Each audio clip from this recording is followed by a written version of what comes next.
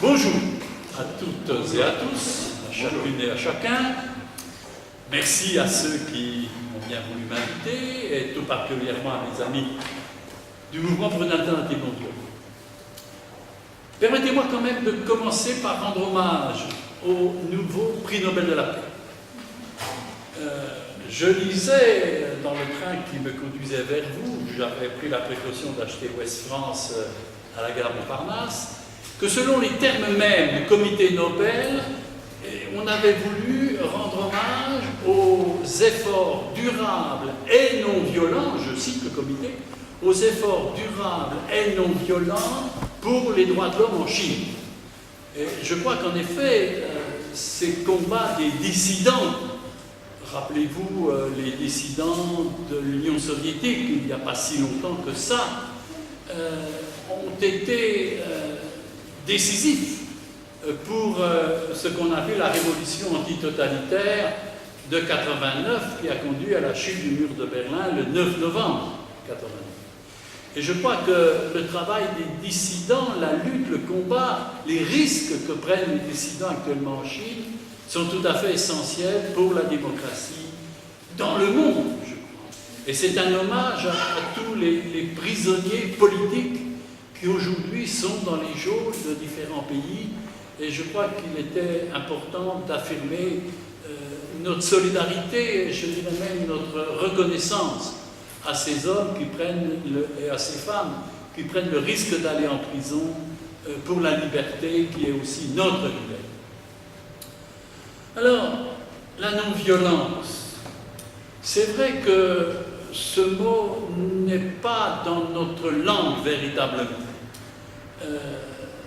Nous sommes les héritiers de traditions qui ont donné une très belle et une très bonne place à la non-violence, une grande place à la violence, cependant qu'elle ne donnait pratiquement aucune place à la non-violence. Ce mot a été inventé en quelque sorte par Gandhi dans les années 20, lorsqu'il a traduit le terme sanskrit ahimsa en anglais par non-violence, c'est ce qui a pratiquement été traduit dans toutes les langues, y compris en arabe, où nous avons le mot laounf. Alors, c'est une expression négative, non-violence. Or, nous sommes dans une société dominée par ce que j'appellerais l'idéologie de la violence nécessaire, légitime et honorable. Violence nécessaire, légitime et honorable, ce qui fait que finalement, nous risquons d'avoir une perception globalement positive de la violence. La violence est nécessaire pour défendre la liberté, pour combattre l'injustice, si bien que dans la mesure où nous avons une perception globalement positive de la violence, nous aurons une perception négative de la non-violence. Moins par plus, ça fait moins, et il faudrait que nous ayons une perception négative de la violence pour avoir une perception positive de la violence, puisque moins par moins, ça fait plus dans tous les pays du monde. Alors, je crois effectivement, il s'agit de bien nous mettre d'accord sur le sens de la violence à laquelle la non-violence dit non. Et je crois qu'il nous faut en effet donner une définition totalement négative de la violence. Mais avant de définir la violence, je voudrais faire une clarification conceptuelle dans la mesure où ce mot de violence précisément a beaucoup de significations. Si on prenait tel ou tel journal d'aujourd'hui, et si nous soulignons toutes les occurrences, toutes les apparitions du mot violence, nous nous apercevions qu'il a beaucoup de sens, et des sens très différents. Alors, je crois qu'il faut, pour essayer de préciser le sens de la violence, distinguer ce qu'on a trop l'habitude de confondre. Distinguer le conflit, l'agressivité, la lutte, la force et la violence proprement. Le conflit, l'agressivité, la lutte, la force, la violence, ce qui nous permettra, je l'espère, de pouvoir préciser la signification de la non-violence. Le conflit. Bon, c'est une banalité de dire que nous sommes que nous sommes des êtres de relation et que nous ne construisons notre humanité, notre identité, qu'en construisant des relations avec l'autre, avec les autres. Et c'est vrai que notre première relation avec l'autre risque le plus souvent de n'être pas une relation de respect mutuel, de reconnaissance réciproque.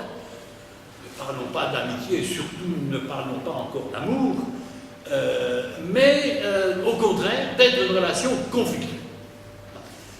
L'autre qui s'approche de moi alors que je n'ai pas invité, surtout s'il est différent de moi, s'il n'a pas peut-être tout à fait la même couleur que moi, s'il ne parle pas la même langue, s'il n'a pas la même culture, s'il semble ne pas croire au même Dieu que moi, celui-là, il n'est pas bienvenu dans l'espace vital que je me suis approprié pour défendre mes droits, pour satisfaire mes besoins et accomplir mes propres désirs.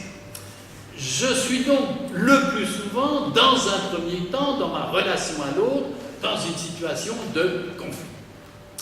Et il s'agit, je crois, d'assumer cette situation de conflit. Le conflit est assez naturel et c'est précisément à travers le conflit que je vais pouvoir exercer la revendication de mes droits et construire précisément une relation avec l'autre dans la justice. Vous connaissez peut-être l'hypothèse de René Girard, n'est-ce pas, où il nous dit que le plus souvent nous sommes en conflit les uns avec les autres lorsque nous désirons en même temps nous approprier un même objet. Il souligne, il nous fait prendre conscience que souvent nous imitons les désirs de l'autre. C'est ce qu'il appelle la mimésis d'appropriation. Vous connaissez peut-être cette expérience, n'est-ce pas? Vous mettez deux enfants dans une même pièce avec 10 jouets à leur disposition. Le premier enfant s'approprie un jouet. Que devinez-vous que le second enfant va désirer?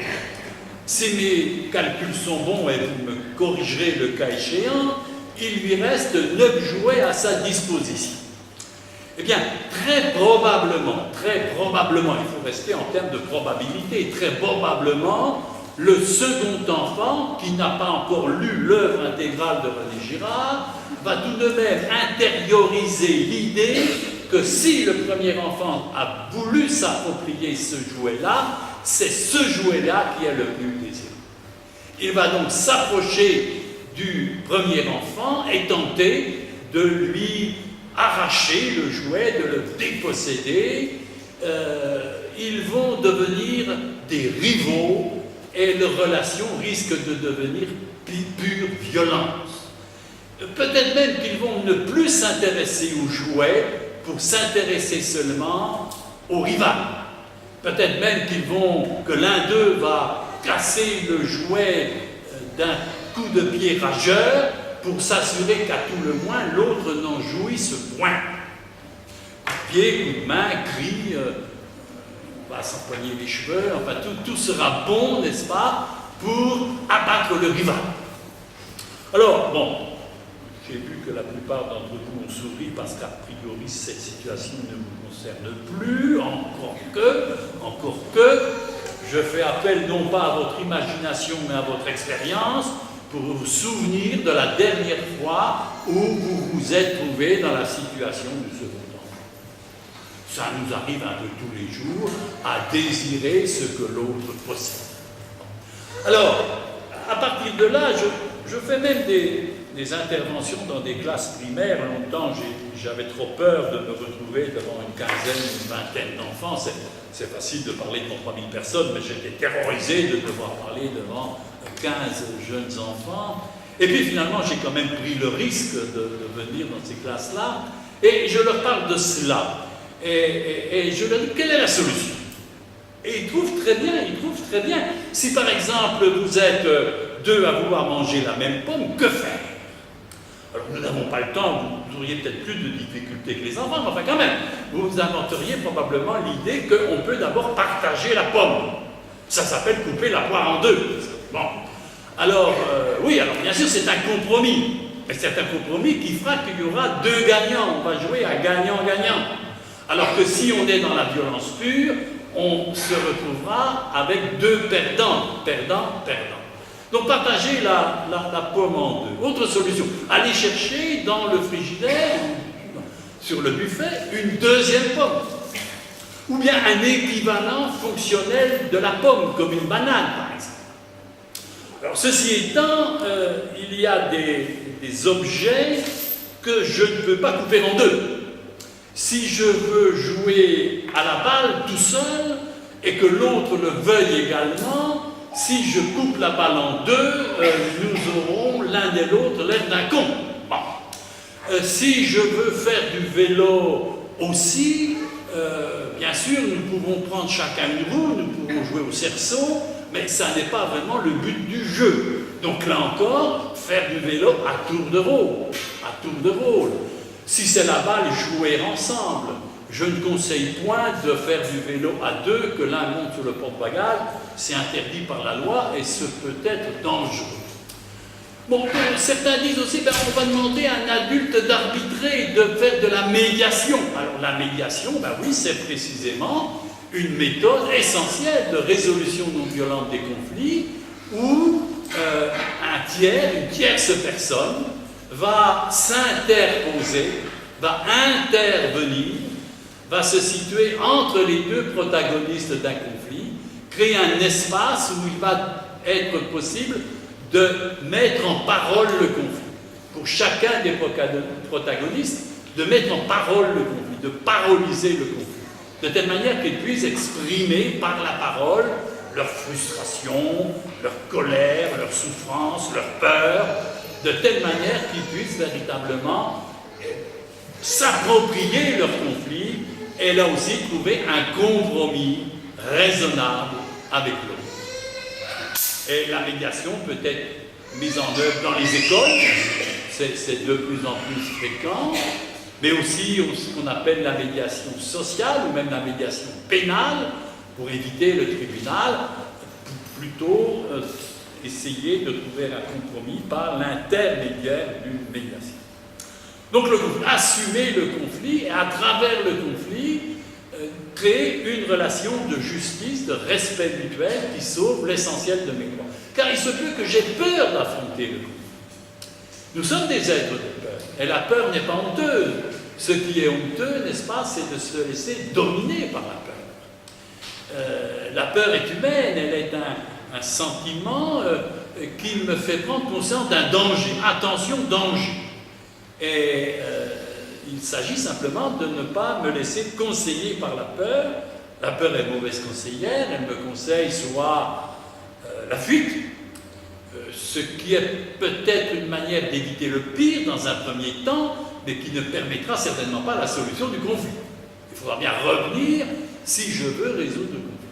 Elle peut me conseiller précisément la soumission à la domination de l'autre, ce qui est la pire des solutions, et elle peut aussi me conseiller la violence, qui risque précisément de ne pas me permettre de dénouer le nœud du conflit. Donc, apprivoiser notre peur, non pas la refouler, l'apprivoiser, l'accueillir, pour tenter de la maîtriser, de la dominer et d'en transformer l'énergie pour tenter de trouver une solution au conflit.